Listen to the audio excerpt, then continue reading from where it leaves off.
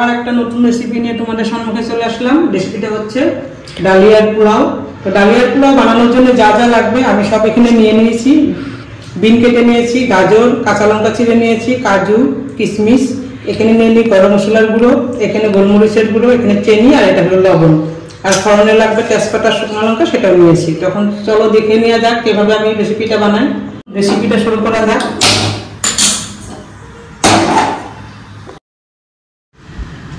এখন আমি ডালিয়াটা খুব ভালো করে শুকনো করে ভেজে নেব।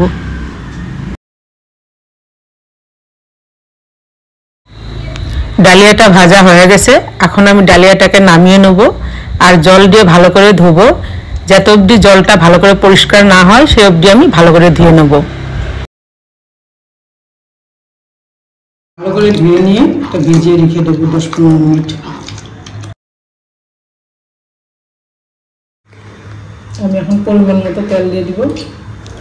আমি এখন তেলে কাজু আর কিশমিশটা দিয়ে ভালো করে ভেজে নেব।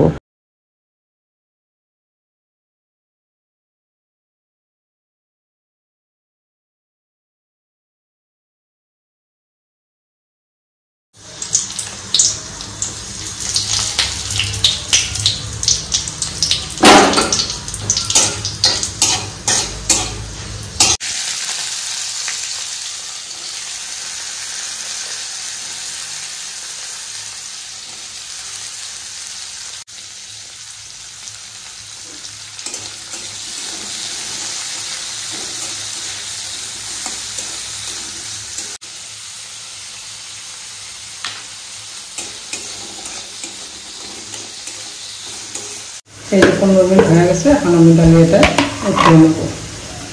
এখন ডালিয়াটা দিয়ে দেবো।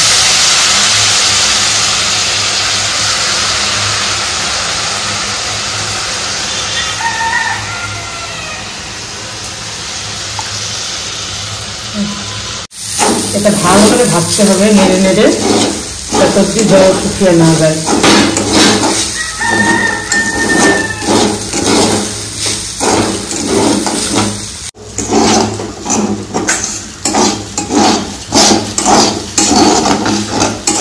চিনিটা আপনাদের ইচ্ছা মতো দিন, কম খাইলে কম, বেশি হলে বেশি।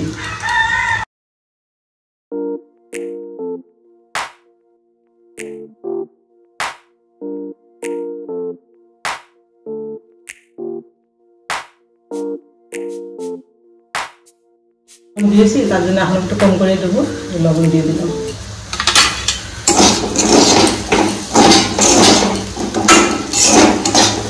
এখন কি সুন্দর ভাজা হয়ে গেছে, আর অল্প ভাজা হবে। একটার সঙ্গে যাতে একটা গা না লাগে সেভাবে ভেজতে হবে। কাজু কিশমিশটা দিয়ে দেবো। এক বাটি জল দিয়ে দেবো।